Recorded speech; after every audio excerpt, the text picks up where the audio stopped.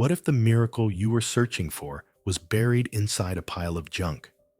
What if the smallest act of survival could uncover a truth powerful enough to change lives forever? This is not just another story about struggle. It's about what happens when hope refuses to die.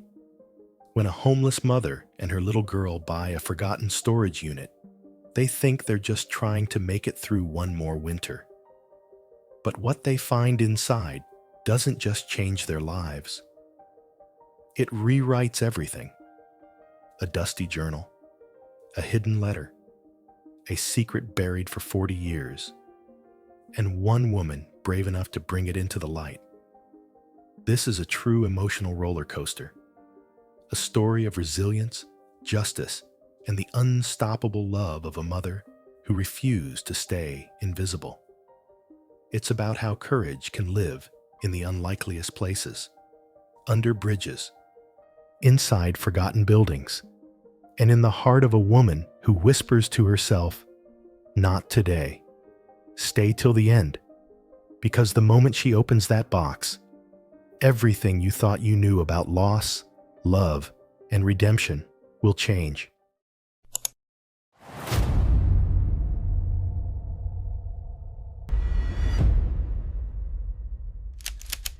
If you drove past the east side of the city that winter, you wouldn't have noticed her.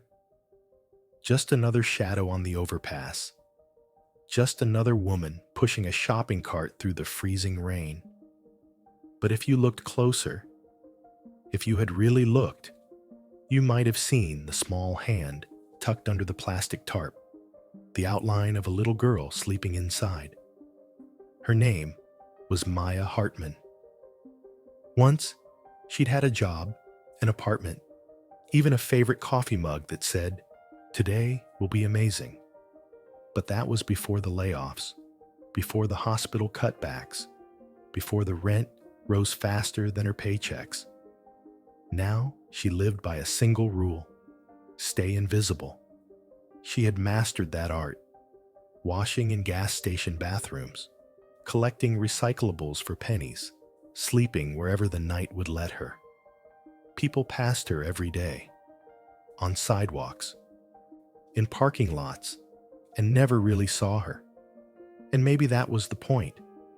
Because when no one sees you, no one expects you to explain how you fell this far. That night, the sky was a blur of gray and neon. Rain slid down her cheeks like tears she refused to shed. Her coat was too thin, the kind you wear in October, not January. Below, a truck horn echoed off the concrete walls, shaking her from a dangerous thought. The kind that whispers, "You could end this pain right here." She stepped back from the railing. Her breath came out in trembling clouds. And then she looked down into the cart, at the only reason she was still here.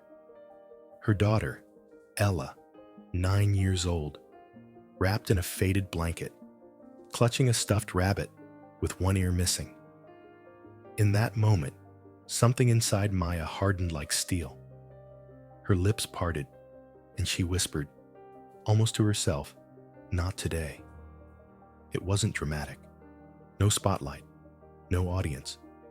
Just a mother's quiet rebellion against the cold, the hunger, the despair. But that small whisper was a promise, one that would change everything that came after. The rain stopped just before midnight. A silence settled over the city, heavy and fragile. Maya pulled the tarp tighter around the cart, then tucked her hands into her sleeves. Her fingers were numb, but her mind was clear now. Clear in the way only desperation can make it. "Time to move, sweetheart," she murmured softly. Ella blinked awake, her eyes foggy with sleep. "Where are we going?" Maya forced a smile. "Somewhere dry." "Like a real place?" "Sort of." It took them nearly 40 minutes to reach the edge of town, avoiding streetlights and patrol cars, sticking to alleys where no one would ask questions. Ella walked beside the cart, her small hand gripping the metal frame. The streets shimmered with puddles that reflected broken signs and burnt-out windows. "Almost there," Maya said, as a hulking silhouette appeared ahead, a massive, crumbling structure rising against the sky. The Caldwell Textile Mill. Abandoned since the late 1980s. Its windows shattered, its gates wrapped in no trespassing signs and rusted chain link. To most people, it was a relic. To Maya, it looked like possibility. She had been scouting it for weeks, circling it like a cautious animal, and had found a section of fence where someone, years ago, had cut through and patched it badly with twisted wire. She crouched there now, working her fingers through the metal. The wire bit into her skin, but it gave way. "Okay," she whispered, "through here." She helped Ella crawl under first, then slid the cart behind them, quiet as ghosts. Inside, the air was colder, the darkness thicker. Broken machinery stood like forgotten giants under a shaft of moonlight. Dust hung in the air like fog, and every step echoed too loudly. Ella pressed closer to her mother. "It's spooky." "It's just a building," Maya said, "and it's dry. That's what matters." They walked deeper into the mill until they reached a small room, an old supervisor's office with a door still intact. Maya tried the knob. It turned with a squeal of rust. Inside was a dusty desk, a cracked window, and a floor that, miraculously, wasn't soaked through. "Home, sweet home," Maya said, her voice half laughter, half sigh. Ella stood in the doorway. "For how long?" Maya brushed the child's hair back. "As long as we need, baby." They spread their blankets in the corner, clearing away decades of dust. Dinner was half a peanut butter sandwich, divided carefully. The only light came from the moon slicing through the window. For the first time in weeks, the wind couldn't reach them. And for a few hours, mother and daughter slept in something like peace. Outside, the factory loomed silent, its broken windows glinting faintly. If anyone had been watching, they might have seen the faint glow of a lantern deep inside. Two silhouettes huddled together against the world, but no one was watching. No one ever did. Still, if you stood there long enough, you might have heard a whisper echo through that hollow mill. Soft, but certain. "We'll find a way." And maybe that's where hope truly begins. Not in grand gestures or miracles, but in the quiet voice of a mother who refuses to give up. Morning came gray and brittle, light seeping through the cracked window like a secret afraid to be seen. Maya Hartman woke before the sun. The cold had settled into her bones overnight, that deep kind of chill that doesn't fade even when you move. For a few seconds, she didn't know where she was. Then she turned her head and saw Ella, her daughter, still wrapped in their thin blanket, her hair a tangled halo on the dusty floor. A soft snore, the stuffed rabbit clutched to her chest.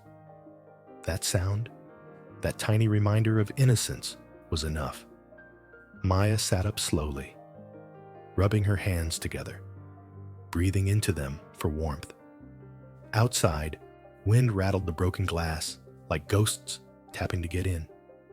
But inside, they were dry, safe, at least for now. She whispered to herself, "Okay, we made it through the night. That's something." From her backpack, she pulled the last granola bar they had left, broke it in half. One piece for Ella, one for herself. "Breakfast of champions," she joked softly. Ella stirred, blinking awake. "Mama, is it morning?" "Yeah, baby. Time to start the day?" "Do we have school today?" Maya smiled faintly. "Always, even when school looks a little different." That was her rule. No matter what life took away, a home, a job, stability, education would stay. Because knowledge, Maya believed, was the one thing the world couldn't steal. For 3 hours each morning, that dusty supervisor's office transformed into a classroom. A piece of broken chalk served as their pencil. Newspaper scraps became worksheets, and Maya's voice, calm, steady, patient, became the sound of possibility. "Okay," she said, writing numbers on a torn cardboard panel. "If you have 4 apples and give one to your friend, I'd still have 3, Ella said proudly. Maya grinned. "Exactly, and 3's enough to share again." After lessons, it was time for chores, their version of cleaning day. Maya tied a rag around her face, filled a bucket with rainwater she'd collected in an old paint can, and began scrubbing. Years of dust gave way to dull gray concrete. Slowly, patches of floor began to show through. "Look, Mama," Ella exclaimed. "It's shiny." Maya leaned back on her heels, smiling through her exhaustion. "It is, isn't it? Just needed someone to care enough to clean it." They worked side by side, laughter echoing through the empty mill. For a little while, the place didn't feel haunted. It felt alive. By afternoon, they had created something resembling a home. Tarps hung as walls. 2 milk crates became chairs. An old wooden spool, found in the factory's shadows, served as their table. On it, Ella arranged their treasures: 3 worn books, her stuffed rabbit, and a photo of Maya from another lifetime. The picture showed Maya in her old hospital scrubs, smiling, confident, holding a clipboard. Ella studied it quietly. "That was you?" "Yeah, that was before things got hard. Do you miss it?" "Every day. But I don't miss who I was." "What do you mean?" "I didn't know how strong I could be back then." Silence hung between them, the kind of silence that says more than words. As the sun began to set, streaks of orange spilled through the cracks in the wall. Maya lit a candle stub, the small flame trembling in the draft. Dinner was simple: canned beans warmed over a camping stove salvaged from a dumpster. The smell filled the little room, humble but comforting. "It's not so bad here," Ella said between bites.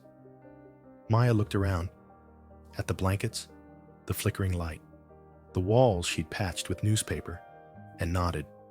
"No, it's not so bad." Then Ella asked softly, "When do we get to go home? A real home?" Maya froze for a moment. The question was like a blade. Sharp, honest, impossible to dodge. She reached out and pulled her daughter close. "Baby, home isn't a place," she whispered. "It's us. As long as we're together, we're home." Ella rested her head against her mother's shoulder. "I like our home," she murmured. And in that moment, so did Maya. The wind howled outside, but inside, warmth bloomed. A fragile, borrowed kind of warmth. The kind you build from love and sheer willpower. Over the next few weeks, they fell into rhythm. Mornings for school, afternoons for work. Maya scavenged recyclables, cleaned gutters, prepped vegetables behind restaurants. She learned which alleys had safe dumpsters, which nights churches served hot meals, and which cops looked the other way.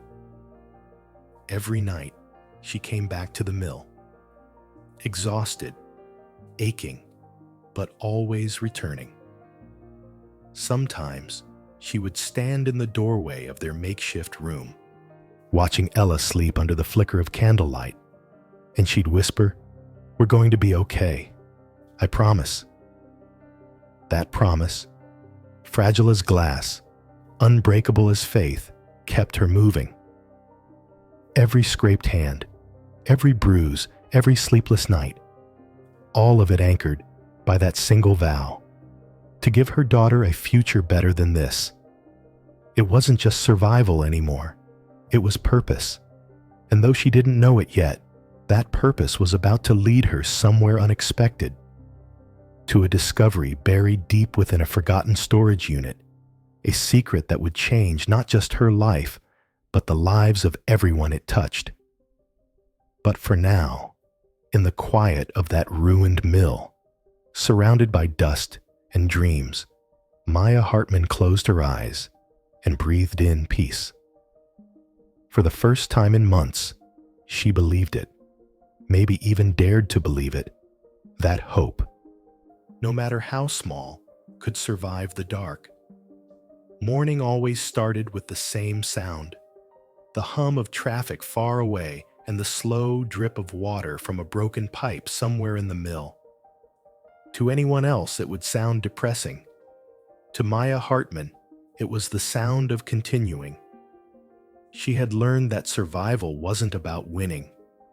It was about showing up again every single morning, even when your stomach was empty and your hope was thinner than your jacket. And that's what she did, show up for her daughter, Ella, every single day. The mill had become their small kingdom of order amid decay. By now, Maya and Ella knew every corner of the place, where the floor was weakest, where sunlight slipped in at noon, which windows rattled when the wind shifted. Maya patched the holes in the tarps, rearranged crates to block drafts, and carved a daily routine out of chaos. Every morning began with school, not the kind with desks and whiteboards, but the kind where lessons were written in chalk on cardboard and curiosity replaced grades. Maya would sit cross-legged on the floor, notebook balanced on her knee, and read aloud from their rescued books. Today's word, she'd announce, is resilience. Ella would sound it out carefully, then ask, "What does it mean again?" "It means getting up when life knocks you down," Maya explained. She smiled softly. "It means us." Those 3 words hung in the dusty air like sunlight. It means us. After lessons, Maya turned their attention to practical things. They washed their clothes in buckets of rainwater and hung them across steel pipes to dry. They collected empty bottles from the alleys downtown, filling a large plastic sack until it was almost too heavy to push. Then Maya would wheel the bag across town to the recycling center. 27 bottles meant 34 cents. Some days, that felt like gold. She would save every coin in an old aspirin bottle hidden inside her bra, her bank, as she jokingly called it. Each penny, each bottle, was a seed. A small piece of tomorrow she refused to give up on. On good days, Maya found short-term work. She cleaned gutters for an old man who paid her in cash. She peeled vegetables in the back of a diner, hands stinging from the cold water. She even held signs for going out of business sales, standing for hours while strangers ignored her. But every time someone dropped $1 in her hand, she whispered the same thing under her breath. "This is for Ella." At the mill, Ella waited with the patience of a child who has grown up too soon. She'd practice her handwriting in the margins of a newspaper or read her favorite book, its pages soft and worn from being loved too hard. When Maya returned in the evening, exhausted and smelling of fryer grease, Ella would run to her. "Mama, look what I did," she'd say, proudly holding up a page of math problems or a drawing. Maya would crouch down, study it carefully, and nod. "You did great, sweetheart. You're going to go far." And for a heartbeat, they both believed it. Winter deepened. Snow crept into the cracks of the mill, and the wind hissed through the broken windows. To fight the cold, Maya stacked wooden pallets under their bedding, using old rags and newspapers to block the drafts. They lit candles inside a tin can for heat, more illusion than warmth, but somehow it worked. Some nights, the temperature dropped so low that the air froze in her breath. But Maya would pull Ella close, wrapping her arms around her daughter and whispering, "Pretend we're camping. Just us, under the stars." And Ella would giggle softly, her voice muffled under the blankets. "Camping's fun, Mama." Maya smiled in the dark. "Yeah, it is." That's how they made it, by turning survival into imagination. The weeks blurred together, one day melting into the next. But even in that sameness, something was growing. A quiet, invisible strength. At the library, Maya began researching online GED materials, reading articles about community colleges and scholarships for single mothers. She didn't have Wi-Fi at the mill, but she memorized what she could. Each fact, each paragraph, felt like planting another seed of tomorrow. At night, she would share what she'd learned with Ella. "Did you know," she said one evening, "that there are people who study the stars for a living?" Ella's eyes widened. "You mean like astronauts?" "Sort of. They're called astronomers. They use math and science to understand the universe." Ella grinned. "Then I want to be that." Maya kissed her forehead. "Then you will." For the first time in a long time, their dreams weren't just about food or warmth. They were about future. One afternoon, while digging through a dumpster behind a cleaning service, Maya found a set of nearly new rags and a bucket. It wasn't much, but to her, it was treasure. Tools to make their space cleaner, brighter. That evening, they scrubbed the floor again until it gleamed faintly in the candlelight. The smell of damp concrete and soap filled the air. "It's like a castle," Ella said, twirling in circles. "Then that makes you the princess," Maya teased. "What about you?" "I'm the queen," Maya replied. "A strong one." Ella smiled. "Yeah, the strongest." The laughter that followed didn't sound like struggle. It sounded like victory. Small, hard-earned, and real. Outside, the city kept moving. Cars honking, sirens crying, people rushing home to warmth. But in that forgotten factory, a mother and daughter were doing something extraordinary. They were turning survival into purpose. Each day was a step forward. Each lesson, each story, each shared meal, a promise whispered to the future. Because sometimes, hope doesn't come in a miracle.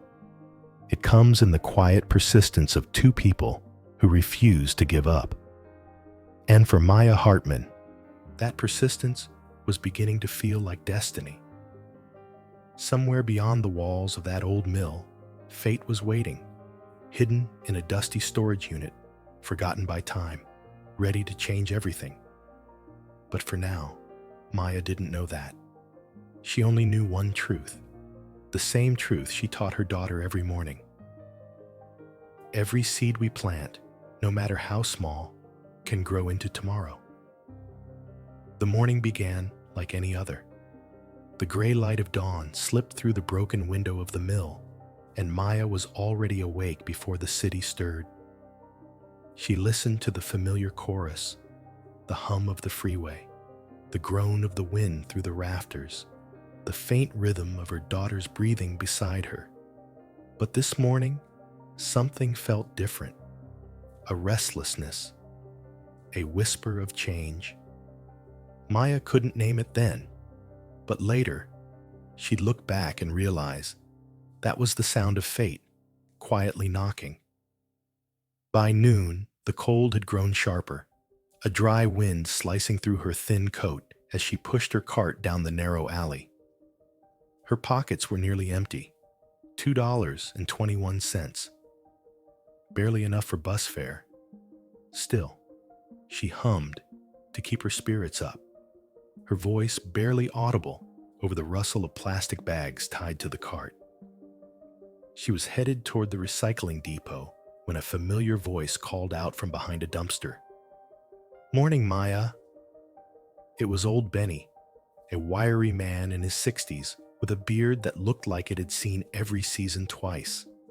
He lived in an abandoned van behind the Salvation Center and survived by collecting copper wire from construction sites.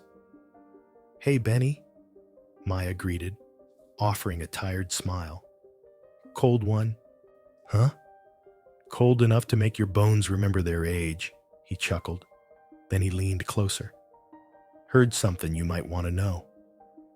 Maya paused, tightening her grip on the cart handle. "Yeah? What's that?" "There's a storage auction happening over at Riverside Self-Storage this afternoon.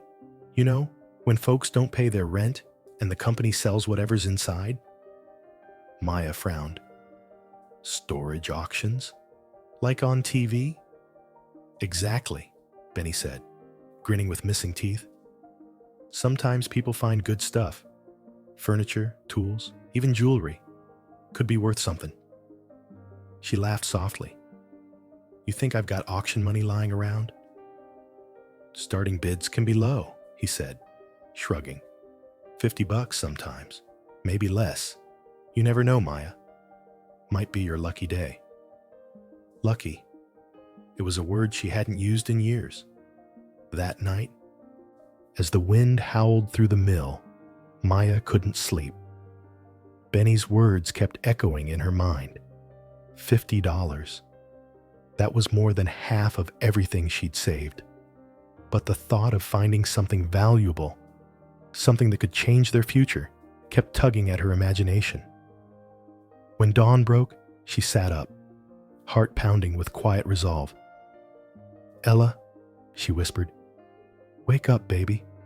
We're going on an adventure." The little girl rubbed her eyes. "Adventure?" "Yeah," Maya said, smiling. "Something that might help us." By late morning, they were on a city bus, rattling toward the edge of town. Maya held Ella close, her arm wrapped protectively around her small frame. Through the fogged window, signs flickered by. Pawn shops, repair stores, fast food chains. The kind of places people go when they've run out of other options. Finally, the bus stopped in front of a large industrial lot. A faded sign read, "Riverside Self-Storage." Rows of metal doors stretched out like a forgotten maze. A small crowd had gathered, mostly men in heavy jackets, the kind who made a living off other people's leftovers. Maya and Ella stood apart, unnoticed. The auctioneer, a man with a cowboy hat and a voice like sandpaper, barked out bids as they moved from one unit to the next. The prices were quick and cruel. $300, $450, $500, far out of reach. Maya's heart sank. She began to think they'd wasted their bus fare. Then the auctioneer stopped at the end of the row. "Unit 315, he announced. 6 months delinquent.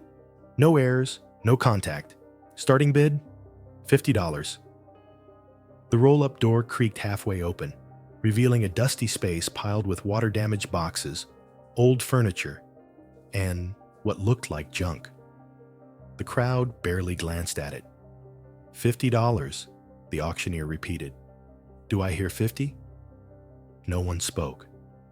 The wind rustled through the paper signs taped to the walls, and then, before she could stop herself, Maya lifted her hand. 50! Heads turned. The auctioneer squinted at her. The woman in the faded green jacket, holding a little girl's hand. He shrugged. 50. Going once. Going twice. Sold to the lady in green? A cheer went up from one of the nearby bidders, more mocking than kind. Maya's stomach twisted. What had she just done? They followed the manager to the unit, who handed Maya a key and a clipboard.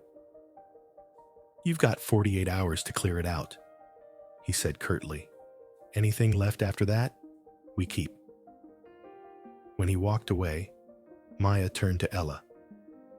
"Well," she said quietly, Let's see what our treasure looks like. The metal door rattled open fully. A rush of cold, stale air poured out. The smell hit them first. Mold, paper rot, time itself. Inside was a sad museum of someone's forgotten life. Boxes collapsing under their own weight. Stacks of old magazines. Furniture warped by moisture. Ella's face fell. It's just junk. Maya swallowed the lump in her throat. Let's take a closer look. They sifted through the boxes, one by one.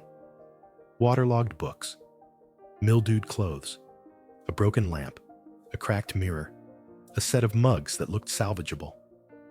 Their keep pile was pitiful, barely enough to fill a grocery bag. As the afternoon sun began to fade, Maya sat back on her heels, dust on her face and regret in her chest.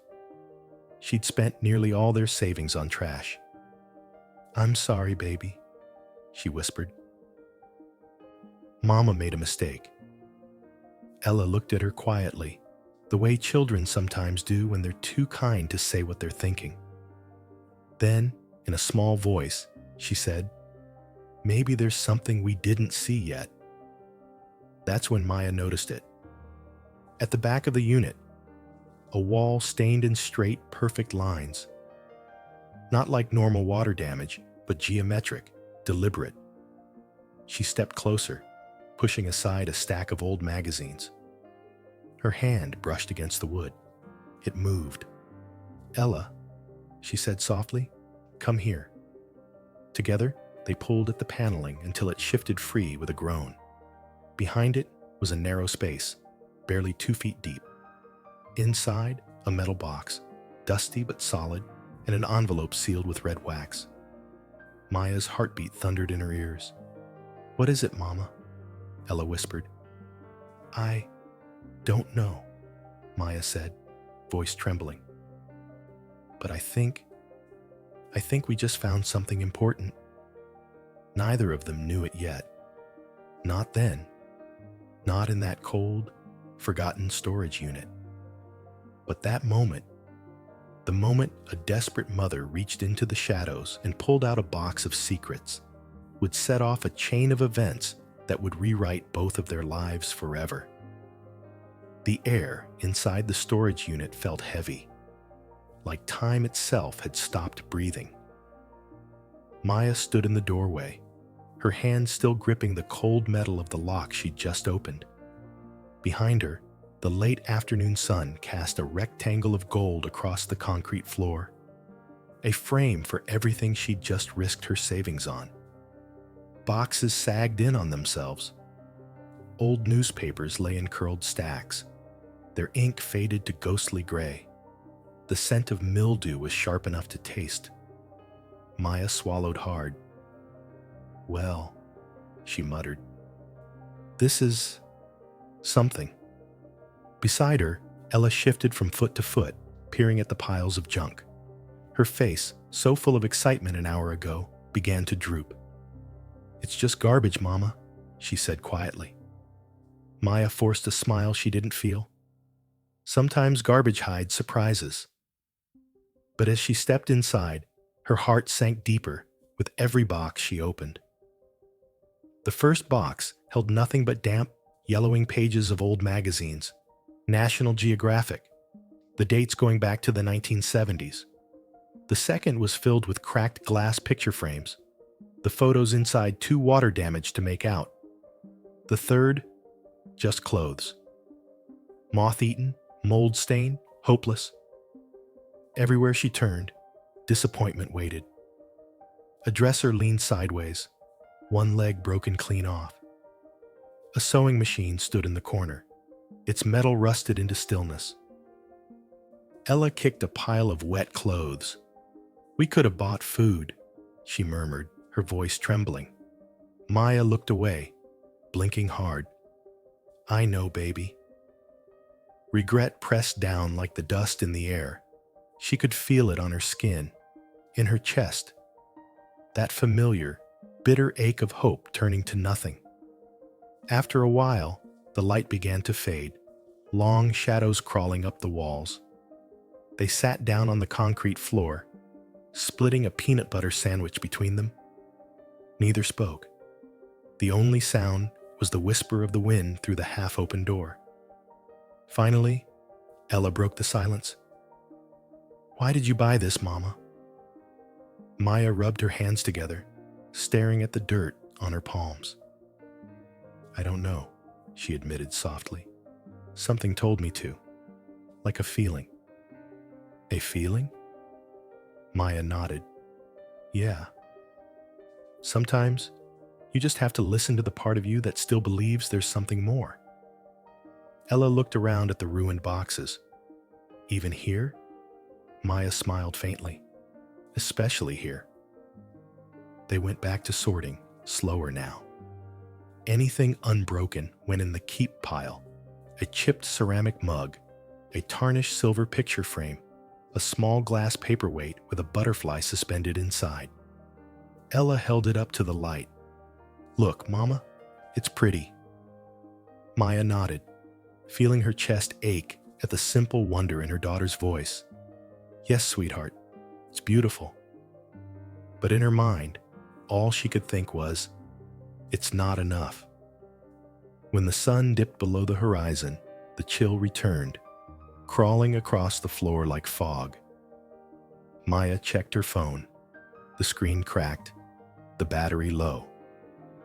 "We should go," she said. "The last bus leaves soon." She started gathering their small pile of treasures when something caught her eye.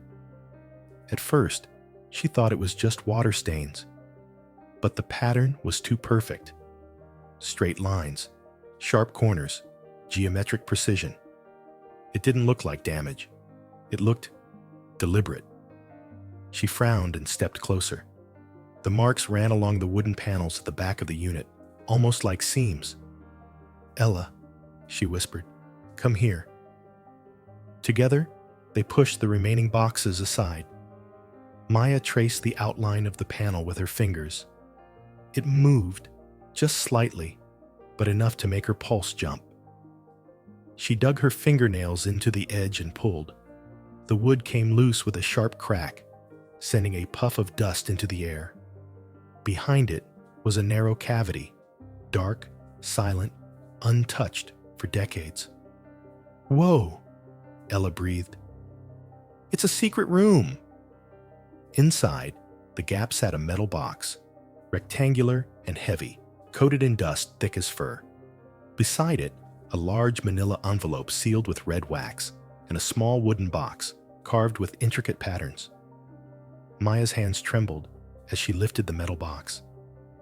It was heavier than she expected, solid, almost defiant in its weight. "Careful, Mama," Ella whispered. "I've got it," Maya said, her voice low. She set it down gently on the concrete and brushed away the dust. There were 3 old-fashioned locks, the kind that would need keys. She tugged at them. They didn't budge. "Locked," she said, frowning. "Maybe there's a key in the box," Ella suggested. They tried the wooden one next. It opened easily with a soft click. Inside were 6 black and white photographs, preserved in plastic sleeves. A man and a woman smiling proudly in front of a building with tall windows and a factory sign. Maya's heart stopped. The sign read, "Caldwell Textile Mill." She turned over the photo. On the back, in delicate cursive, was written, "Opening Day, 1962. We were going to change the world, Tommy." "That's our mill," Maya whispered. "The one where they lived, the one she'd been calling home." Ella pointed to the sealed envelope. "Should we open it?" Maya hesitated, then nodded. The wax broke with a soft snap, and she unfolded the letter inside. The handwriting was old, shaky, but still clear. "To whoever finds this, I am sorry I didn't have the courage. My name is Adelaide Caldwell. This mill belonged to my family. My brother Thomas died here in 1983. They called it an accident. It wasn't." Maya read in silence. her pulse quickening with every word. The letter spoke of greed, corruption, and a secret covered up for decades. And then, one line that made her breath catch. The metal box contains proof of what truly happened. I hid it here, hoping someone braver than me would find it. For a long time, neither of them moved. Outside, the world carried on. Cars passing, birds calling, night settling. Inside that small, forgotten unit, a mother and daughter stared at a secret buried for 40 years. Ella reached for her mother's hand. "Mama," she whispered, "do you think we're the brave ones?" Maya squeezed her hand tightly. "I don't know," she said, "but maybe we were meant to be." She glanced back at the locked metal box. Whatever was inside, she knew one thing for sure. Their lives had just changed forever. And for the first time in a very long time, she felt something powerful stirring inside her chest. Not fear, not desperation, but purpose. The air inside the storage unit felt different now. Still cold, still musty, but charged with something new. Curiosity. It buzzed beneath Maya's skin like static. The kind of feeling that sits somewhere between fear and wonder, whispering, "Keep going." The letter from Adelaide Caldwell lay across her lap, its faded ink trembling in the flicker of their small flashlight. The words repeated in her mind like an echo. The metal box contains proof of what truly happened. I hid it here, hoping someone braver than me would find it. She traced the final line with her fingertip, as if touching the truth itself. "Mama," Ella said softly, crouching beside her. "What does it mean?" Maya exhaled slowly. "It means this isn't just old junk, sweetheart. It's history, and someone wanted it to be found." The box sat before them, silent and stubborn, its surface dull with age. 3 heavy locks sealed its contents away. Maya ran her hand over the metal. Cold, unyielding. The kind of box meant to protect something important, or dangerous. Ella leaned closer. "Can we open it?" Maya smiled faintly. "Not without the keys." "Then let's find them." Her daughter's eyes shone with that spark. The same one Maya used to have, back when life still felt like a story waiting to unfold. For the first time in months, Maya felt that spark too. They began searching every corner of the unit again, this time not for valuables, but for meaning. Each box they opened felt like turning a page in someone else's unfinished book. In a cracked dresser drawer, they found a rusted tin filled with sewing needles. Inside an old magazine, a faded newspaper clipping about the Caldwell textile mill closing in 1987. And near the corner, where the paneling had come loose, Ella discovered a small velvet pouch tied with string. "Look," she said, holding it up. Maya untied the knot carefully. Inside were 3 tiny brass keys. They looked at each other, eyes wide. "Are those—" Ella started. "They have to be," Maya finished. Maya lifted the box onto an overturned crate that served as their table. She slid the first key into the lock. It fit perfectly, turning with a reluctant click. Her pulse quickened. The second key, another click. Then the third. The final lock resisted for a moment before giving way with a soft metallic sigh, like it had been waiting for decades to be opened. The lid creaked as she lifted it. Dust swirled upward in a golden cloud, catching the last light of day. Inside, wrapped in brittle paper and string, lay a collection of files, photographs, and one small leather-bound journal with the initials TC embossed in gold. Maya's hands trembled as she picked it up. The leather was cracked, the edges soft from age. She flipped open the first page. The handwriting was strong, deliberate. Thomas Caldwell, production log, January 1983. If anyone finds this, know that truth is the only inheritance I can leave. Mama, Ella whispered. Who's Thomas? Maya pointed to the photograph they'd found earlier. The man with kind eyes standing in front of the mill.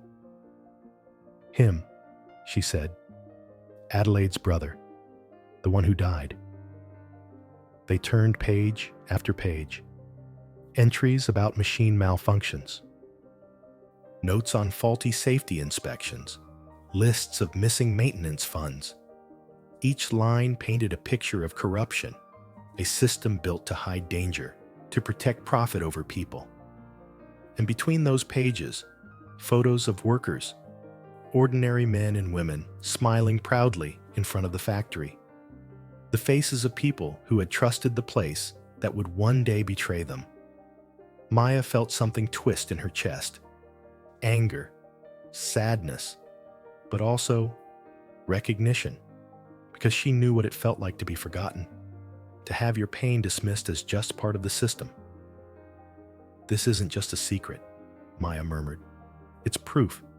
He was trying to stop them. Stop who? She closed the book carefully. We'll have to find out. Ella tilted her head. So, what do we do now? Maya looked around at the darkening unit, the cold wind creeping back in. We take it home, she said simply. We keep it safe until we know what it means.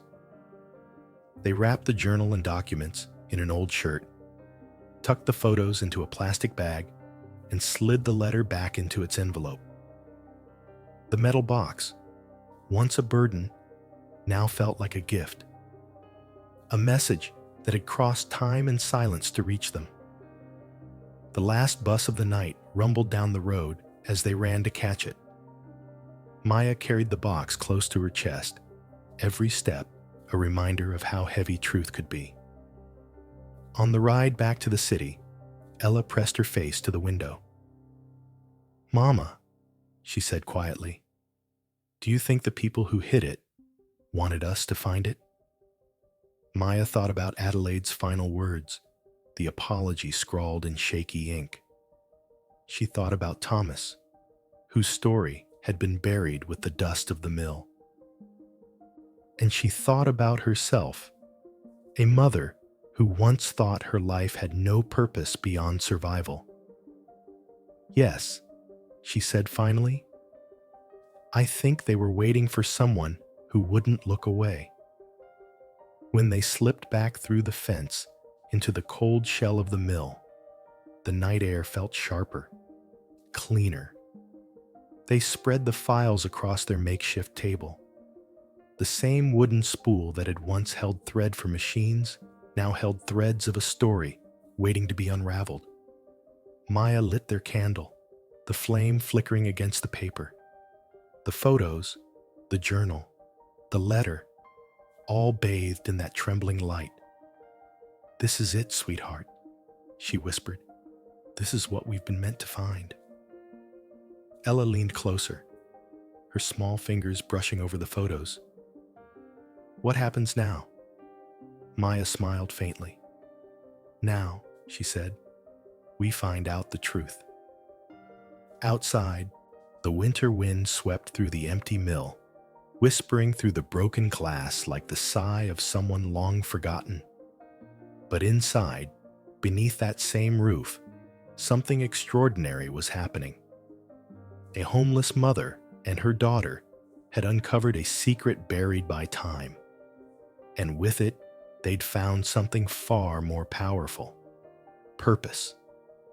Morning crept through the broken window in pale ribbons of light, slicing across the dust motes that drifted lazily through the air.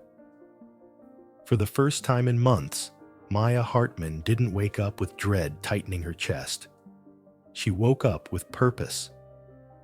The metal box sat on the wooden spool that served as their table, its contents spread neatly across the surface.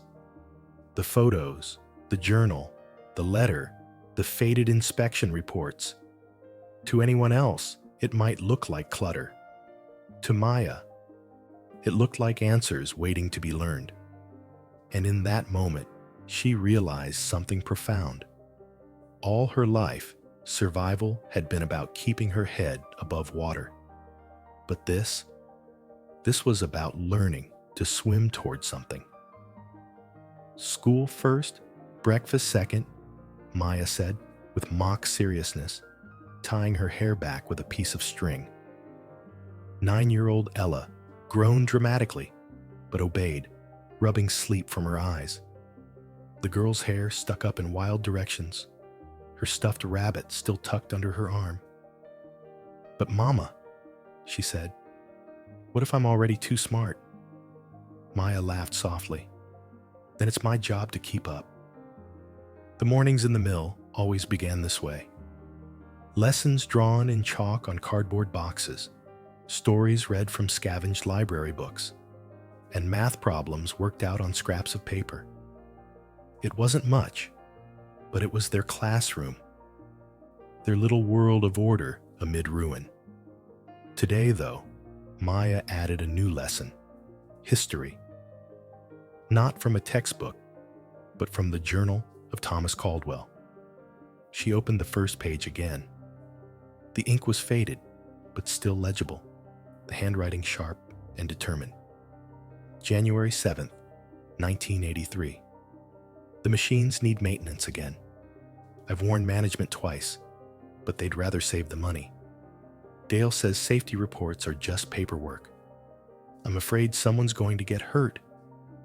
Ella leaned over her mother's arm, her brow furrowed. "Who's Dale?"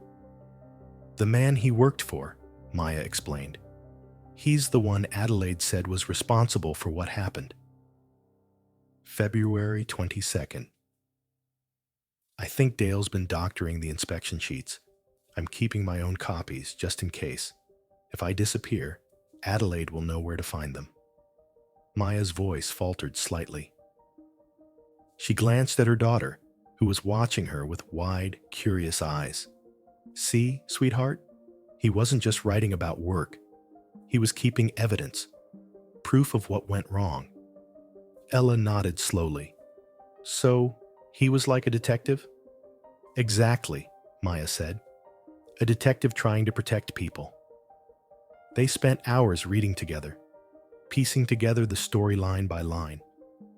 Thomas had been a whistleblower, a man who believed in truth, even when it cost him everything. The further they read, the clearer it became that his accident at the mill hadn't been an accident at all. And as they read, something began to shift in Maya. She saw herself reflected in the words of a man long dead, someone who refused to give up, even when no one listened. Thomas had fought for justice. She had fought for survival. Both battles, in their own way, were about dignity. By afternoon, the air in the mill had grown cold again, but Maya barely noticed. She had taken out the inspection reports and spread them across the floor, sorting them by date and scribbling notes with a dull pencil. Ella helped, labeling pages with sticky notes from an old office supply box they'd found weeks earlier. When one page ripped, Ella frowned. "It's old," Maya said gently, "but even old things can teach us." That simple sentence lingered in the air. Maybe that was what this was all about. Not just unearthing someone else's past, but learning from it. The mill had once been a place of exploitation, of silence. Now, in their hands, it had become a classroom, a space for discovery, for resilience, for truth. Later that evening, as the city lights blinked faintly in the distance, Maya took Ella to the library. It was their sanctuary, warm, bright, quiet. While Ella wandered toward the children's corner, Maya sat at a public computer, her heart pounding as she typed Caldwell Textile Mill History into the search bar. The results hit her like a wave. Old newspaper clippings, local records, even a few archived photos of the factory in its prime. And then, one headline froze her breath. Local co-owner dies in machinery accident, 1983. She clicked it open. The article was brief, clinical, the kind that made human tragedy sound like a footnote. Thomas Caldwell, 43, co-owner of Caldwell Textile Mill, was killed yesterday in an industrial accident involving a weaving machine. Authorities ruled the death accidental. No further investigation is planned. Maya scrolled further. No mention of Adelaide. No mention of Dale Pritchett, the manager Thomas had written about. The silence was deafening. She searched again. Dale Pritchett, Caldwell Textile Mill. This time, the results were different. A business consultant, a philanthropist, a wealthy retiree living in the Heights district, still alive, still powerful. Maya's stomach twisted. All this time, the man responsible had been living in comfort, while others, people like Thomas, people like her, were forgotten. She looked down at the letter in her lap. Adelaide's trembling confession, Thomas's journal, the proof that no one had dared to reveal. It hit her then. Education wasn't just about learning facts. It was about understanding injustice, recognizing patterns, breaking cycles, and maybe, just maybe, using knowledge to fight back. When she returned to the mill that night, Ella was already curled up under their blankets, clutching her rabbit. Maya sat beside her and whispered softly, "You know what we did today, sweetheart?" Ella mumbled sleepily, "School stuff?" Maya smiled. "Yeah, but bigger. We learned the truth, and that's something no one can ever take from us." She looked toward the metal box, gleaming faintly in the moonlight. It wasn't just a relic anymore. It was a teacher. A reminder that education isn't about what you have. It's about what you're brave enough to learn. And as Maya lay beside her daughter, listening to the wind hum through the empty mill, she felt it again. That quiet certainty that this discovery wasn't the end of their story. It was the beginning of their transformation. The next morning, sunlight spilled weakly through the shattered window of the old mill, dust shimmering like tiny gold sparks in the air. Maya Hartman sat cross-legged on the floor, Thomas Caldwell's journal open across her knees. She'd read it 3 times now, each word heavier than the last, each sentence pressing deeper into her heart. It was more than history. It was testimony, the voice of a man silenced by greed, now echoing through decades of dust and decay. She looked over at Ella, still asleep under the thin blanket, her small face peaceful for once. Maya smiled faintly. That child, her child, deserved a world where truth mattered, where people like Thomas didn't die for doing the right thing. And in that quiet morning, surrounded by ghosts of the past, she made a promise to herself. This story will not die here. Later that day, after their breakfast of instant oatmeal and stale bread, Maya took the journal and the letter to the library. It wasn't just curiosity anymore. It was purpose. Burning, relentless, unstoppable. The librarian, a kind woman named Mrs. Jensen, recognized her instantly. Maya often came here, sometimes just to stay warm, sometimes to let Ella watch educational videos on the public computers. "Morning, Maya," she said, adjusting her glasses. "You look determined today." Maya smiled. "I think I found something important, really important." Mrs. Jensen raised an eyebrow, but didn't pry. "Then I hope you find what you're looking for." Maya nodded and hurried to a corner computer. Her fingers trembled as she typed. Thomas Caldwell, Put's 1983 accident. The same old article appeared, the one that called it an accident. But this time, she didn't stop there. She searched for Adelaide Caldwell obituary. There it was, a simple notice from 18 months ago. No surviving family listed, no mention of the mill. But at the bottom, a small line caught Maya's eye. Arrangements handled by Westfield Probate Services. Estate pending review. Her heart began to race. If the estate was still pending, that meant the mill might technically still belong to the Caldwell family. And that meant no one had ever claimed the truth. "Mama?" Maya turned to see Ella standing by the desk, holding a picture book. "Are we learning today?" "Always," Maya said, smiling. But her voice carried something new, conviction. She printed the articles, the obituary, and the estate note, tucking them into the envelope with Adelaide's letter. It was time to find someone who could help them take this beyond the walls of the library. That evening, as they sat in the mill eating canned soup warmed over a tiny flame, Maya spoke carefully. "Sweetheart," she said, "remember what we talked about? Doing what's right, even when it's hard?" Ella nodded. "Like Thomas did?" "Exactly," Maya said softly. "We're going to tell his story." "Who will we tell?" "I don't know yet," Maya admitted. "But there are people who care about justice. Reporters, lawyers, maybe even someone from Thomas's family." Ella looked thoughtful. "Do you think his daughter's still alive?" Maya hesitated. "Maybe. And if she is, she deserves to know."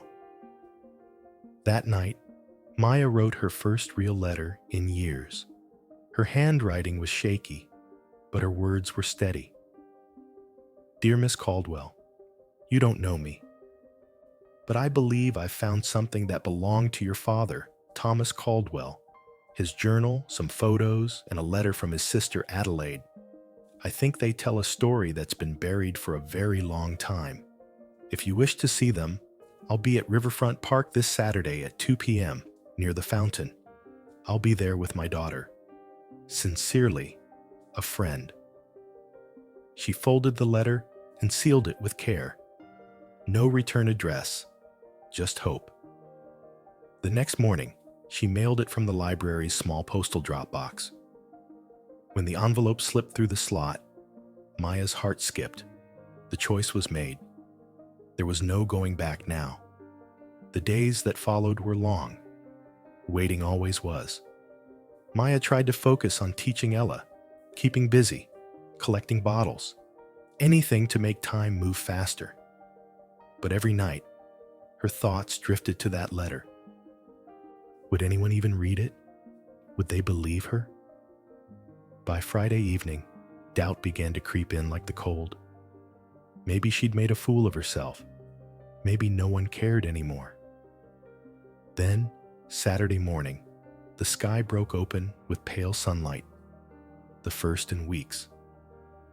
Maya took it as a sign. She helped Ella into her warmest jacket, patched at the elbows, and brushed her daughter's hair with careful hands.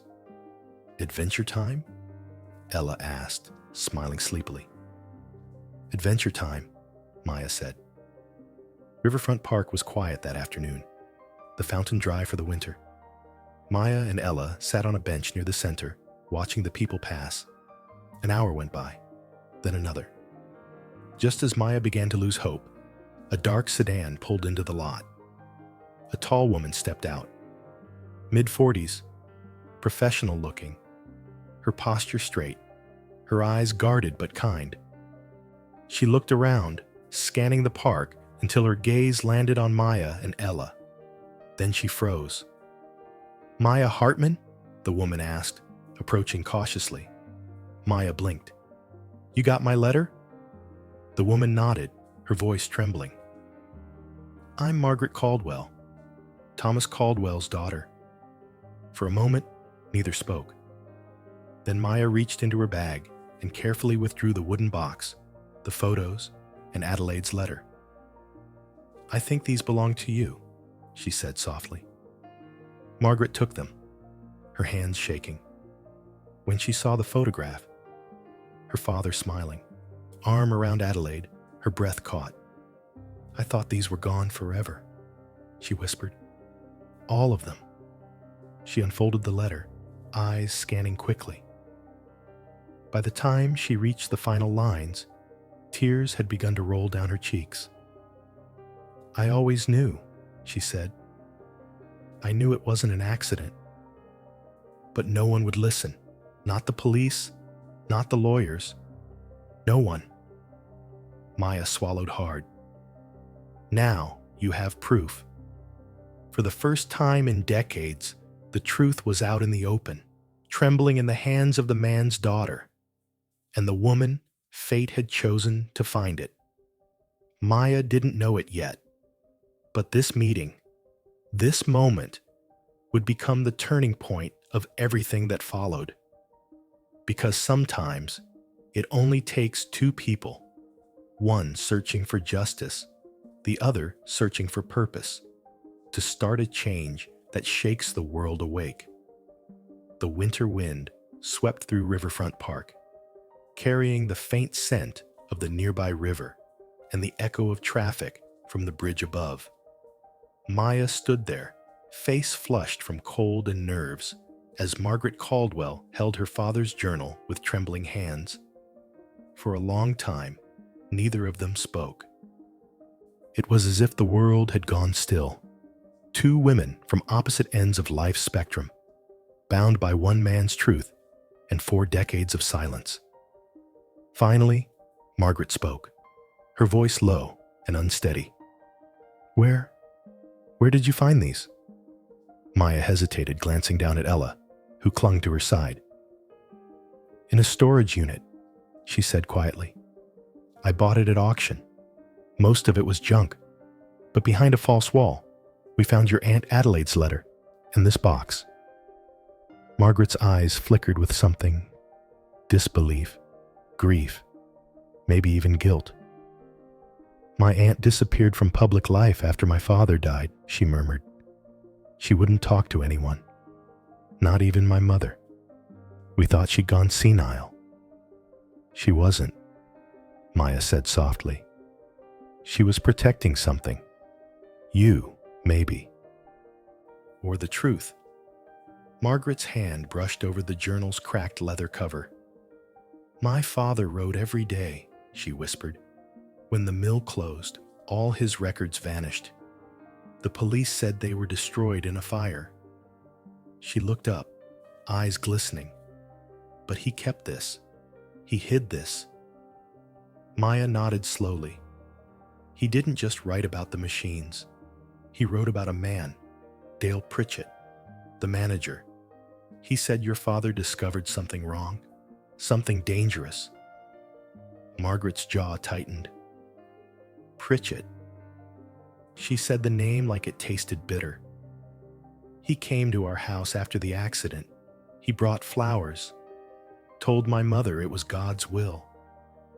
I remember the way he looked at me, like he was proud of what he'd done. Silence hung between them again, heavy as the gray clouds overhead. Ella looked up at her mother. Mama, she whispered, is this man bad? Maya crouched down beside her. He did bad things, sweetheart, she said gently. But people like us, we tell the truth so the world knows what happened. Margaret swallowed hard, her expression softening as she looked at the little girl. She's smart, she said quietly. She's strong, Maya replied. Stronger than she should have to be. They sat on the bench, the 3 of them huddled against the cold.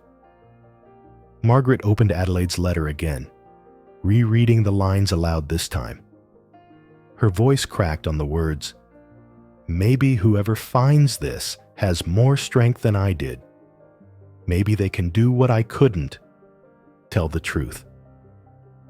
When she finished, Margaret pressed the paper to her chest. She wanted someone brave enough to finish what my father started, she said. Looks like she found her. Maya blinked in surprise. Me? You, Margaret said simply. You could have sold this or thrown it away, but you didn't. You listened. Maya looked down at her hands, cracked, raw from cold and work. I just wanted a way to give my daughter something better, she said. I didn't mean to get involved in all this. Margaret smiled faintly, though her eyes were full of sadness. Sometimes the right people find the truth by accident. My father used to say, courage doesn't always roar. Sometimes it whispers, but it keeps walking. Maya's throat tightened. Then maybe it's time to walk. Margaret nodded slowly. There's someone we can talk to. A retired detective, Frank Owe. He worked the original case. He said something never sat right about the way it was closed. If he's still alive, he might remember the files, the reports. Maya hesitated. And if he doesn't? Then we go to someone who will listen, Margaret said. The press, a lawyer, someone who can make this right. The idea scared Maya, stepping into a world that had ignored her for so long. She'd lived in the shadows, unseen and unheard, surviving because invisibility meant safety. Now she was about to drag herself and her daughter into the spotlight. But she saw Ella watching her, trust shining in those brown eyes, and she knew what she had to do. All right, she said finally. Let's do it. That night, Margaret drove them to a small diner on the edge of town. It was quiet, nearly empty, the kind of place where secrets could safely change hands. In the back booth sat a man with silver hair and a deep-lined face, Frank Owe. Margaret, he greeted, standing to shake her hand. It's been a long time. This is Maya Hartman, Margaret said, and her daughter, Ella. Frank nodded politely, then motioned for them to sit. I hear you found something, he said, his voice gravelly but kind. Maya placed the journal and Adelaide's letter on the table. Frank read in silence, his expression hardening with every page. When he finished, he let out a long breath. I knew it, he said. I knew Pritchett was dirty, but back then, he had half the city in his pocket. Every time I pushed, someone shut the door. So, what do we do now? Margaret asked. Frank leaned forward. We take this to someone who can't be bought, a journalist, someone who'll dig until the truth can't be buried again. As they left the diner, the night had deepened. The streets glistened from melted snow, reflecting the streetlights in fractured patterns. Maya carried the metal box close, feeling its weight not as a burden, but as a responsibility. Ella walked between her and Margaret, humming softly, unaware of how much her world had just changed. When they reached the car, Margaret paused and looked at Maya. Thank you, she said simply. For what? Maya asked. For giving me back my father. Maya's voice caught in her throat. He's the reason we found each other, she said. Maybe that's what he wanted all along. They shared a long, silent nod, an understanding that didn't need words. Then, as the car pulled away, the city lights flickered through the windshield, like tiny stars leading them forward through the dark. That night, back at the mill, Maya tucked Ella into bed and sat beside the candle's flickering glow. The journal lay open before her. Its final entry read, Truth has a way of surviving, even when buried under dust. Someday, someone will find it, and when they do, may they be brave enough to speak it aloud. Maya touched the words gently, tears welling in her eyes. "Don't worry, Thomas," she whispered. "We'll speak it." And for the first time in years, she didn't feel alone in the dark. She felt part of something, a legacy of courage carried forward by a mother, a daughter, and the promise of light. The next morning dawned gray and still. A light mist rolled off the river, blanketing the city in silence. The kind of silence that comes before something big, something unstoppable. Maya Hartman sat by the narrow window of the old mill, her hands wrapped around a paper cup of cheap coffee. She hadn't slept much. Every time she closed her eyes, she saw Thomas Caldwell's handwriting, the way the ink curved on the final line. Someday, someone will find it, and when they do, may they be brave enough to speak it aloud. The words burned in her mind. She'd found it. Now she had to speak it. "Mama," a sleepy voice murmured from the blankets behind her. "Is it morning already?" Maya turned. Ella was sitting up, her hair a tangled halo, eyes still foggy with sleep. "Yeah," Maya said softly. "Morning." "Did you have the dream again?" Maya blinked. "What dream?" "The one where the light comes through the window and the whole room glows. You said it felt like hope." Maya smiled faintly. "Maybe I did." "Does that mean something good's gonna happen?" Maya hesitated, glancing at the metal box on their makeshift table. "I think so, sweetheart. But we have to make it happen." Ella tilted her head. "Like a promise?" "Exactly," Maya whispered. "Like a promise." Later that morning, Maya met Margaret Caldwell and Frank Owe at a small law office downtown. The place was plain. Pale walls, flickering lights, a desk cluttered with files. Behind it sat Eliza Chen, a lawyer with sharp eyes and a calm confidence that immediately filled the room. Margaret had found her through an old contact at the school where she taught. "She takes on cases no one else will touch," Margaret had explained. "If anyone can help us, it's her." Now, as Maya laid the letter and journal on the table, Eliza leaned forward, studying each item with clinical focus. She read in silence, her expression shifting from curiosity to astonishment to quiet fury. When she finally looked up, her voice was steady but firm. "This," she said, "isn't just old paperwork. This is a cover-up." Frank nodded. "Pritchett ran that mill like a kingdom.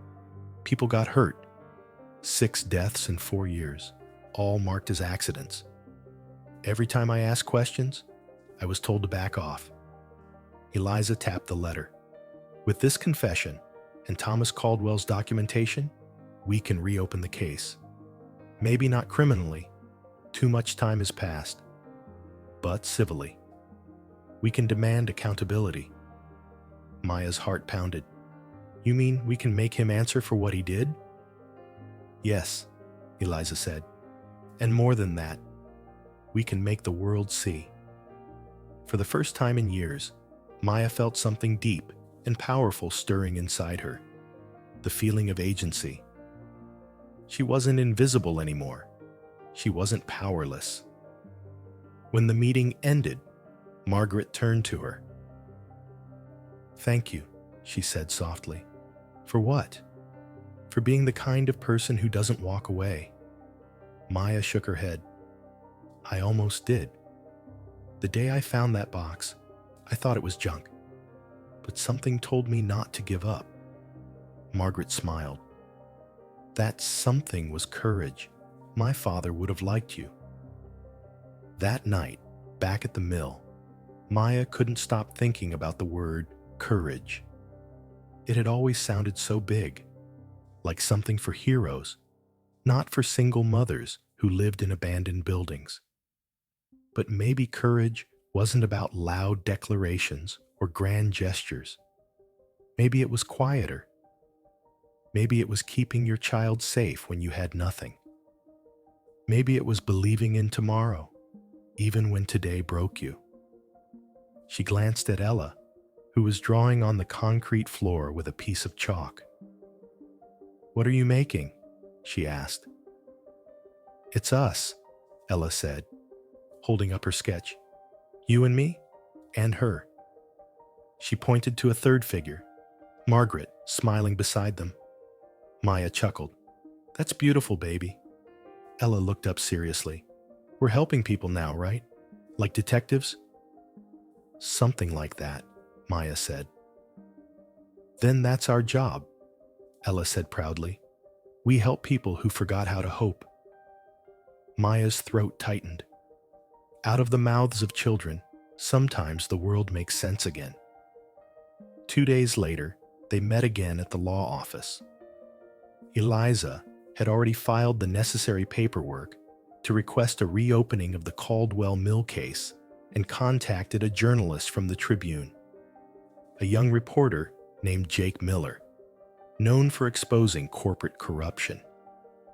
"This story," Jake said, flipping through the documents, "it's explosive.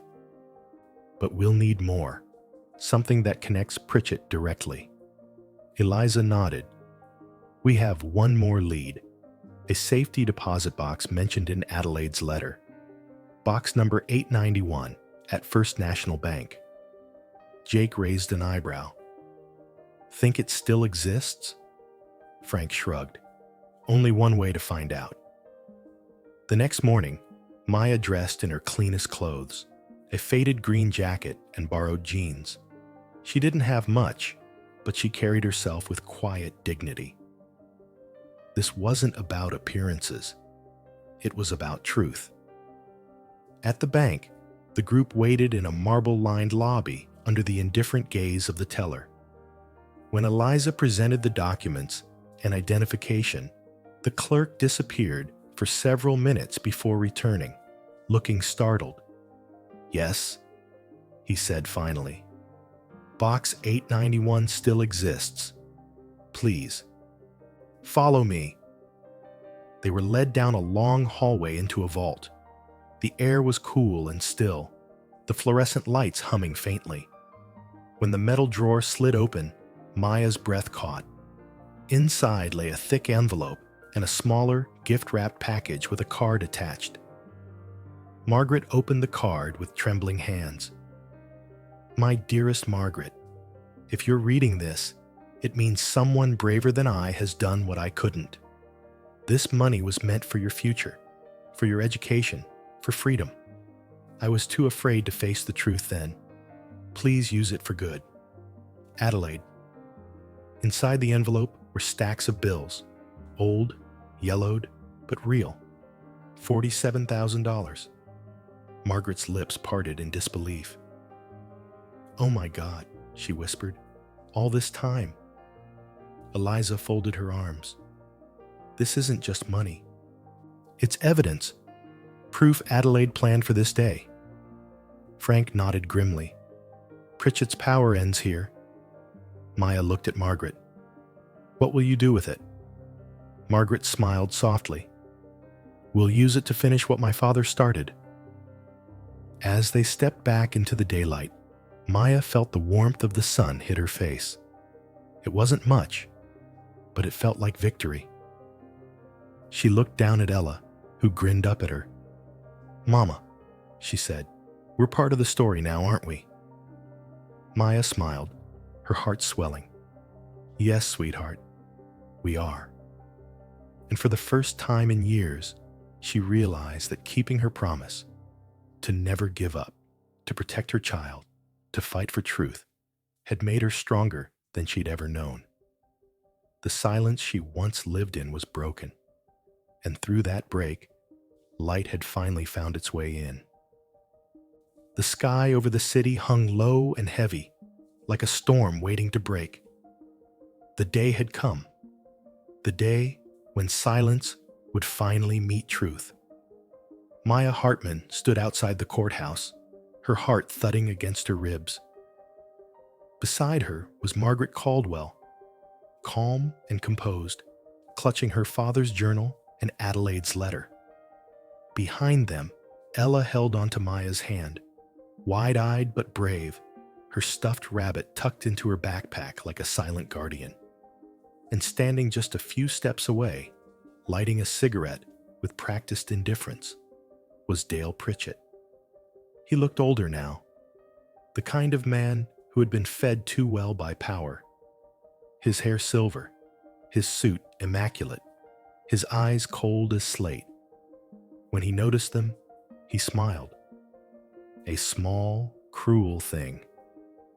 "Well," he said, voice smooth as oil, "if it isn't the ghost of Thomas Caldwell." Margaret's jaw tightened. "You remember him then?" "How could I forget?" Pritchett chuckled. "He was a good man. Idealistic. A shame he couldn't handle the pressure." Maya stepped forward, her voice firm. "He didn't fall into that machine, Dale. He was pushed, not by hands, but by greed." Pritchett's smile faltered for the briefest second, then returned sharper. "And you are?" "Someone who found what you buried," Maya said. She didn't raise her voice. She didn't have to. Her words hit like stone. Pritchett took a slow drag from his cigarette. "I don't know what you think you found, but that mill was mine to run. People got paid. Work got done. Accidents happened. It was a dangerous business." Margaret's voice cut through the air. "You falsified reports. You silenced inspectors. And you let men die so you could pocket the insurance money." His smirk faltered. "You can't prove that." She held up her father's journal. "We can now." The doors to the courthouse opened, and Eliza Chen appeared, carrying a thick folder of documents. "Mr. Pritchett," she said coolly, "you've been subpoenaed. You'll be answering questions about the Caldwell Mill collapse and the falsification of safety records." He looked at her, amused but cautious. "You think you can drag me through the mud with stories and old papers?" Eliza didn't blink. "Not stories. Evidence." Behind her, Jake Miller, the young journalist, raised his camera. The flash popped once, capturing the moment, the accused, the victims, the proof. Pritchett's smirk turned to a snarl. "You don't know what you're getting into, lady. I built this city. I've bought judges bigger than you." Eliza smiled faintly. "Then it's time you learn. Truth costs more than you can afford." Inside the courthouse, the atmosphere was tense. The hearing wasn't a criminal trial. Not yet. But it was the spark that could light one. Rows of spectators filled the benches, whispers rippling like wind. When the judge called the session to order, Margaret took the stand first. Her hands shook only once as she swore to tell the truth. She told them about her father, his devotion, his warnings, his death. She told them about Adelaide, about the letter that haunted her family for 40 years. Then she turned and looked directly at Pritchett, her voice clear and unwavering. "You took everything from us, but you can't take the truth. My father believed that one day someone would find it, and today someone did." When it was Maya's turn, the courtroom fell silent. She wasn't dressed like the others. No fine suit, no polished shoes, just her green jacket, worn and patched, and eyes that carried too many sleepless nights. She spoke not like a lawyer, but like a mother. "I didn't come here looking for justice," she said quietly. "I came looking for a place to sleep. I bought a storage unit because I needed shelter. What I found instead was a man's voice, one that refused to stay silent, even after death." She paused, her voice trembling but strong. "And I realized something. Silence protects the powerful, but truth protects the rest of us." A murmur rippled through the crowd. Even the judge, leaned forward slightly. Maya continued, I've spent years being invisible. People passed me on the street, looked right through me. But today, I'm standing here because a man I never met refused to let the truth die. And because of him, I won't stay silent either. When the evidence was presented, the journal, the letters, the inspection reports, the room grew heavy with the weight of truth finally spoken aloud. Jake Miller, sitting in the back, took notes furiously. He could already see the headline forming, Homeless Mother Exposes 4-Decade Cover-Up, The Caldwell Truth. By the time the hearing adjourned, Pritchett's lawyers were pale. The judge announced that a full investigation would reopen, and that charges, including fraud, negligence, and conspiracy, were pending review. Pritchett tried to stand tall, but the cameras caught the flicker of fear behind his eyes. He muttered as security escorted him out, "You think this is over?" Maya's voice followed him down the hall. "It's just beginning." That evening, outside the courthouse, the winter sky began to clear. The city lights glowed soft and golden, reflecting in the river like 1,000 small promises. Jake approached Maya, microphone in hand. "Ms. Hartman," he said, "people are calling you a hero. How does it feel?" Maya looked down at Ella, who was watching her with pride shining in her eyes. "I'm no hero," she said quietly. "I'm just a mother who kept her promise to never stop fighting for her child's future." Jake smiled. "And what's next for you?" Maya took a deep breath, her gaze turning toward the city skyline. "Next, we build something new from what's been broken." That night, back at the mill, the air felt different, lighter somehow. Ella fell asleep quickly, her head resting on her mother's lap. Maya stared out at the stars through the cracked window. The world had changed. Not completely, not perfectly, but enough. Enough to believe again. Enough to hope. And as the candle flickered beside her, Maya whispered softly to the night, "For Thomas, for Adelaide, for every voice that was buried in silence, we spoke for you today." She smiled, a tear slipping down her cheek. For the first time, her promise had come full circle. Not just a mother's vow of survival, but a declaration of truth that echoed far beyond the dark. The trial didn't end everything, but it ended the silence. And sometimes, that's how rebuilding begins. Not with applause or victory speeches, but with quiet breaths of relief. It had been 6 weeks since the hearing. The headlines had faded from the front page, but the story still lingered in the city's conscience like a song that wouldn't stop playing. Caldwell Mill scandal exposed. Former executive confesses to decades-old cover-up. Homeless mother's discovery brings justice to forgotten workers. For most people, it was just another story to read over coffee. But for Maya Hartman and her daughter Ella, it was the start of something new. Something fragile, but alive. The old Caldwell Mill stood quiet now. Its broken windows had been replaced with clear panes that caught the sunlight. The rusted gate was gone, replaced by a new sign, the Caldwell Memorial Center for Community and Renewal. Margaret had insisted on keeping the name. "It's not about what the mill was," she'd said. "It's about what it can become." Maya walked through the entrance that morning, her steps echoing softly on the polished concrete. The air smelled of fresh paint and coffee from the new cafe that occupied what used to be the supervisor's office. The same office where Maya and Ella had once huddled for warmth. Now, laughter echoed in that space. Children colored at tables. Volunteers sorted donations.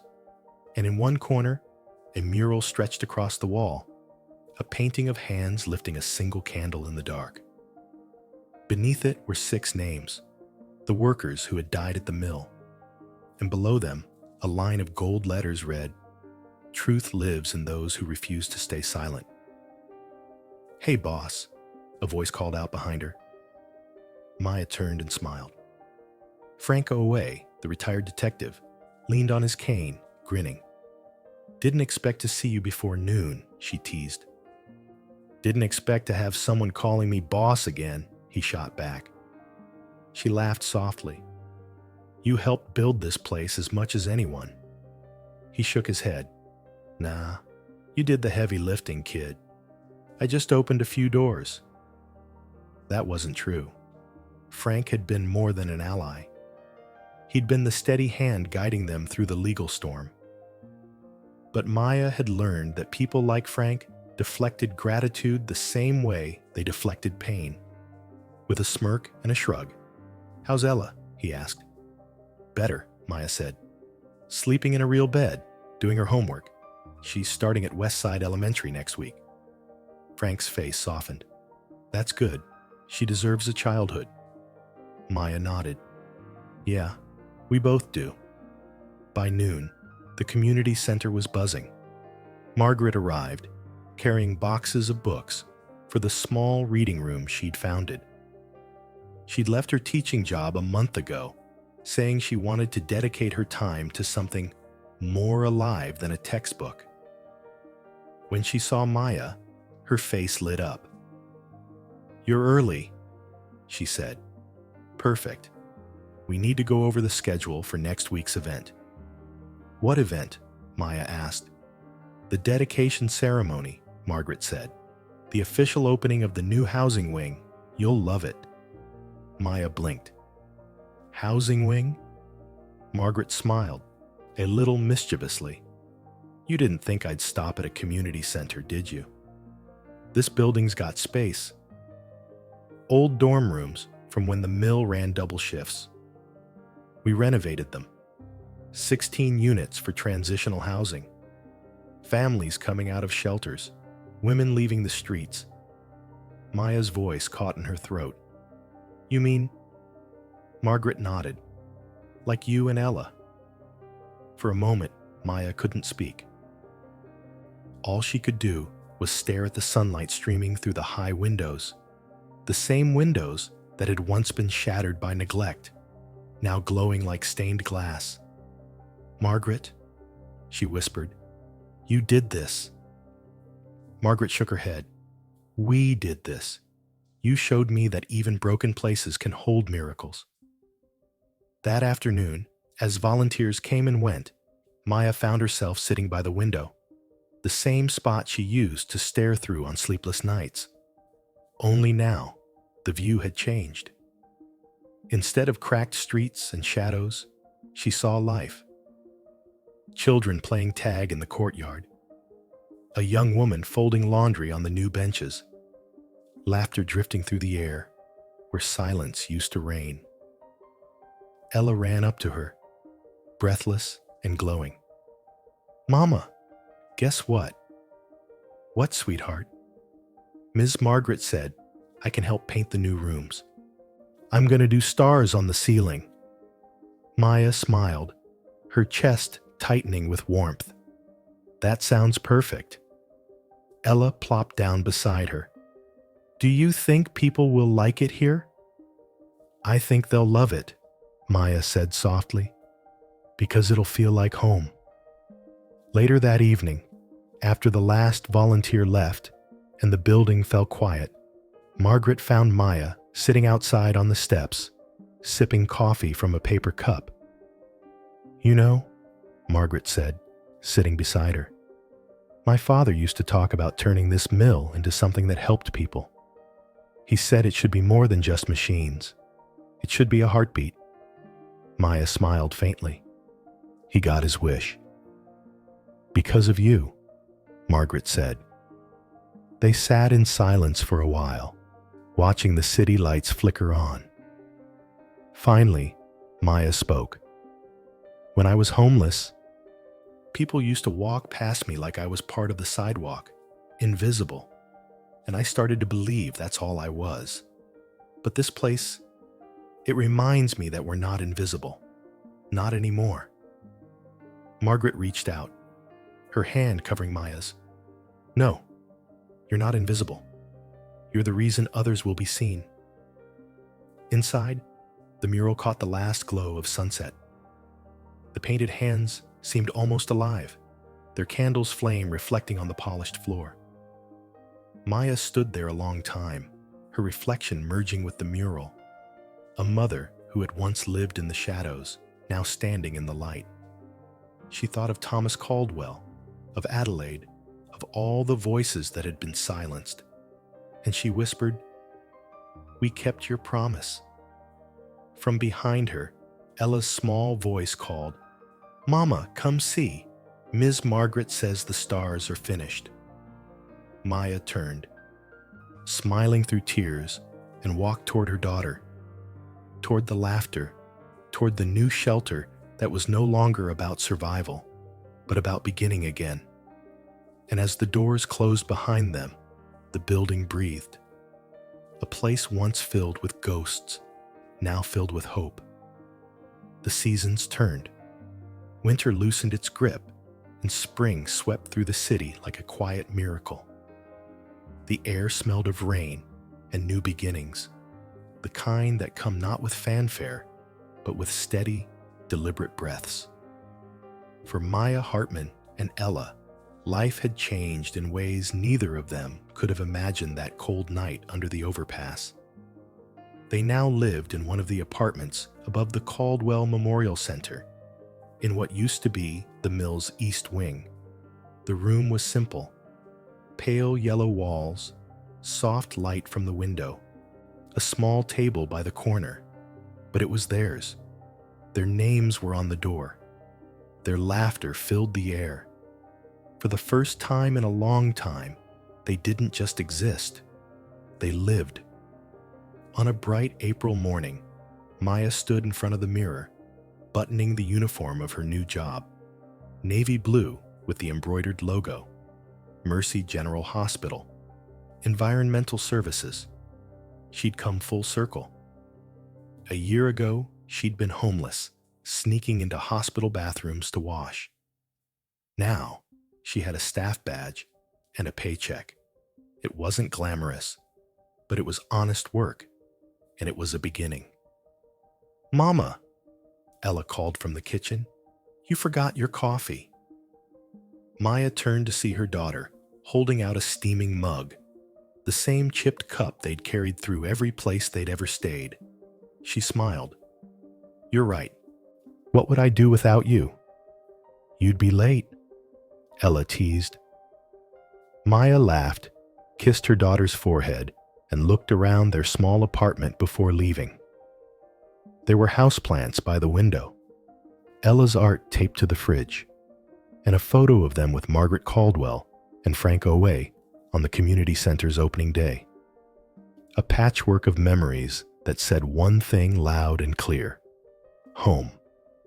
At the hospital, Maya found rhythm in the ordinary. She wiped down hallways, polished floors, learned the roots of doctors and nurses. Most of them passed her with polite nods. Some didn't see her at all, but she didn't mind, because every corner she cleaned, every floor that gleamed under her mop, whispered a silent truth.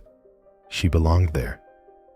At lunch, she sometimes sat in the break room, scrolling through photos of the community center's progress. The new housing units were almost full. Frank had started a mentorship program for young men leaving the foster system. Margaret had launched a scholarship fund in Thomas Caldwell's name, and every week, volunteers came. College students, retired teachers, young mothers, all wanting to be part of something bigger than themselves. They called it the Seeds Project. Because, as Margaret liked to say, every act of hope plants a seed. You just have to give it time to grow. That phrase echoed in Maya's mind one afternoon when she got home to find Ella sitting on the floor, surrounded by notebooks and colored pencils. "What are you working on?" she asked, setting down her bag. Ella looked up, her face bright with excitement. "It's for school. We're supposed to write an essay about someone who changed our life." "Oh yeah?" Maya said with a smile. "And who's that?" "You," Ella said simply. "You changed mine." Maya blinked, her breath catching. "Me?" "Uh-huh. You always say home isn't a place, it's people. I wrote that part at the top." She handed Maya the paper. The title read, "My Mom, the Woman Who Found a Secret and Gave It Back to the World." Maya's eyes filled as she read. My mom used to be sad because people didn't see her. But she found a letter, and it helped people remember a man who told the truth. She says, "Courage is doing the right thing even when you're scared." I think she's the bravest person I know. She's my home, and I'm hers. By the time she reached the end, Maya couldn't speak. Ella looked up, worried. "Do you like it?" Maya knelt, pulling her into a tight hug. "Baby, it's the most beautiful thing anyone's ever written." Ella grinned. "You think it'll get an A?" "Oh, sweetheart," Maya whispered through tears. "It's already an A." That weekend, the community center hosted its first public event, the Seeds of Tomorrow Fair. Booths filled the courtyard. Local farmers brought produce, artists displayed paintings, and musicians played under string lights. Maya helped organize the volunteers, while Ella ran a lemonade stand with other kids. As the sun began to set, Margaret took the stage. Her voice carried through the courtyard, warm and steady. "A year ago," she began, "this building was abandoned, a monument to loss. But today, it stands for something else, for courage, for compassion, for second chances. The truth that built this place didn't just expose a lie. It planted hope, and that hope grew, in all of us." She turned to where Maya stood among the crowd, and one woman in particular showed us that light can come from the darkest places. "Maya Hartman, would you join me?" Maya froze. "What?" The crowd began to clap. Frank grinned from the side of the stage. "Go on, kid. You earned it." Blushing, Maya stepped forward. Margaret handed her a small box tied with a ribbon. Inside was a key. Gold, engraved with her name. "This is for the last unit in the housing wing," Margaret said. "But not for living. It's for leading. You'll oversee the residents, help them transition, guide them the way you guided us. We're calling it the Hartman Program." Maya's hands trembled. "Margaret, I don't know what to say." "Say yes," Margaret replied softly. The crowd erupted in applause. Ella ran up, throwing her arms around her mother's waist. "See, Mama, you are a helper now." Maya laughed through tears, hugging her daughter close. And as the night filled with music and light, she realized something she hadn't before.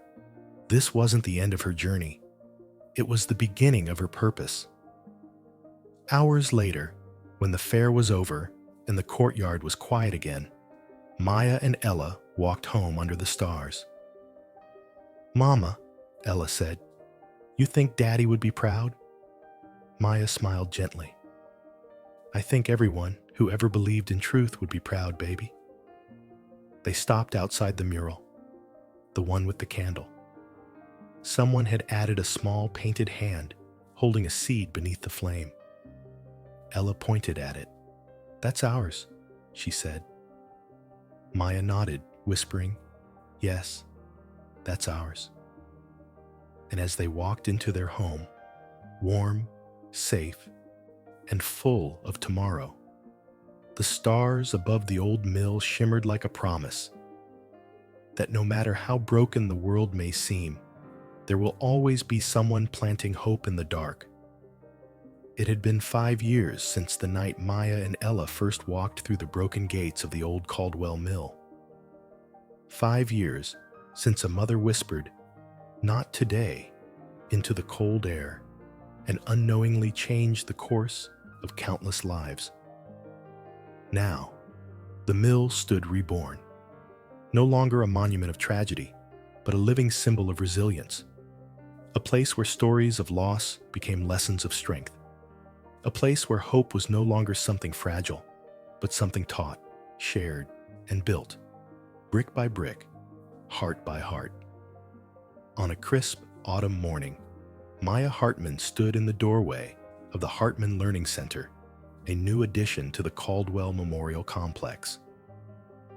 The morning light streamed through tall glass windows, glinting off the polished floors and rows of computers that had been donated by local businesses. Children's laughter echoed from the classrooms, the kind of laughter that vibrated through walls and left warmth behind. Maya smiled as she watched Ella, now 14, leading a group of younger kids in a reading activity. Her voice was confident, her movements animated, her presence magnetic, a mirror of the courage she had grown up watching. "She's a natural," came a voice behind her. Maya turned to see Margaret Caldwell, now grayer at the temples, but still radiant, holding 2 mugs of coffee. "She's got your fire," Margaret said, handing one to Maya. Maya chuckled softly. "I think she's got her own kind of fire. I just tried to keep it from going out." Margaret nodded, eyes misting. "And that's what this whole place is, isn't it? One spark keeping another alive."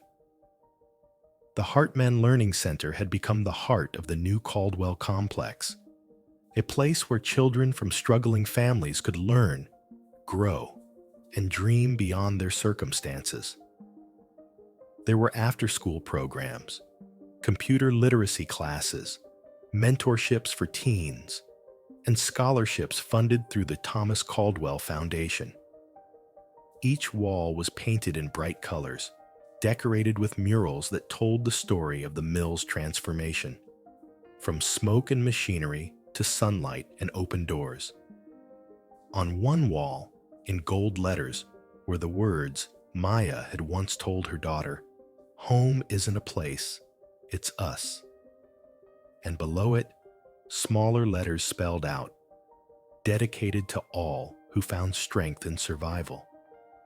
As the day went on, Maya walked through the classrooms, greeting students and teachers.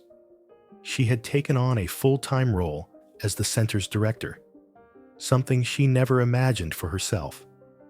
Once, she'd felt invisible, surviving one day at a time. Now, she spent her days helping others find their way out of the shadows she once knew so well. "Ms. Hartman," a boy called out from the back of the room, "can you help me with this essay? It's about heroes, but I don't know what to write." Maya smiled, kneeling beside his desk. "Well, heroes don't always wear capes," she said gently. "Sometimes they're just people who don't give up. People who choose to do the right thing even when it's hard." The boy nodded, his eyes lighting up. "Like you?" Maya hesitated, then smiled. "No, sweetheart. Like you, for trying again instead of quitting." He grinned and bent back over his paper. That evening, after the students had gone home, Maya and Margaret sat in the quiet office overlooking the courtyard. The trees outside were turning gold, their leaves drifting down like tiny promises of change. "Can you believe it's been 5 years?" Margaret asked softly. "Sometimes it feels like yesterday," Maya said. "Other times, it feels like another lifetime." Margaret sipped her coffee, then said, "Do you ever miss it? The quiet of the old mill before all this?" Maya thought for a long moment. "I miss what it taught me," she said finally. When it was just me and Ella in that cold room, I learned how strong love really is. That strength doesn't always shout. Sometimes it just endures. Margaret nodded. And that endurance became the foundation of all this. They sat in silence for a while, listening to the wind. Then Margaret reached into her bag and pulled out a small folder. "I've been working on something," she said. "It's time we expand." "Expand?" Maya raised an eyebrow. Margaret smiled.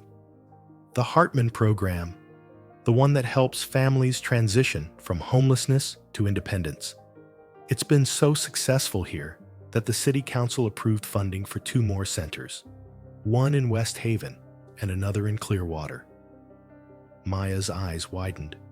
"You're serious?" Margaret nodded. "Completely. And I want you to oversee them. You'd be mentoring the new directors, training staff, building programs. You've already proven it can work." Maya sat back, overwhelmed. She looked out the window at the courtyard below, at the children chasing each other under the lamplight, at the building that had once been her last refuge. "From one small seed," she murmured. "And now look." Margaret smiled softly. "You planted more than one, Maya. You planted a forest." Later that night, Maya walked home with Ella under a sky bright with stars. The cool wind carried the scent of wood smoke and cinnamon from a nearby bakery. Ella held her mother's hand, humming a tune from the community choir she'd joined. "Mama," she said suddenly, "I decided what I want to be when I grow up." "Oh yeah? What's that?" "A teacher, or maybe a counselor. I want to help kids who are scared or lonely, like you did." Maya stopped walking for a moment, looking down at her daughter, taller now, but still with the same spark in her eyes. She smiled through tears. "You already do, baby. You help more than you know." They kept walking, their footsteps soft against the pavement. As they passed the mural on the community center wall, Ella pointed at the candle flame that still burned there. "Do you think it'll ever go out?" she asked. Maya shook her head. "Not as long as someone keeps learning, as long as someone keeps believing." When they reached their apartment, Ella ran inside ahead of her, dropping her backpack and laughing. Maya lingered at the door for a moment, looking up at the stars. For the first time in years, she didn't just feel lucky to have survived. She felt proud to have built something that would outlast her. She whispered to the night, "For every mother who's afraid, for every child who's lost, may they find light, may they find learning, may they find each other." Then she stepped inside, closing the door behind her.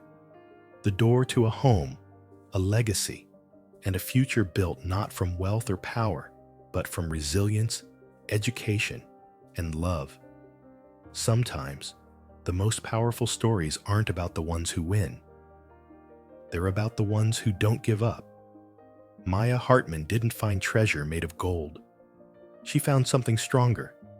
She found truth. And she turned it into a light that could guide others out of the dark. From sleeping in abandoned factories to opening a community center that changed the city. From being unseen to becoming the spark for hundreds of new beginnings. Her story reminds us that home isn't built from walls. It's built from courage. And maybe, just maybe, we all carry a small piece of that same courage inside us. Because somewhere tonight, there's another mother whispering, "Not today." Another child holding on to hope. And another miracle waiting quietly to be found. If this story touched your heart, if it made you believe a little more in humanity, then don't just scroll away.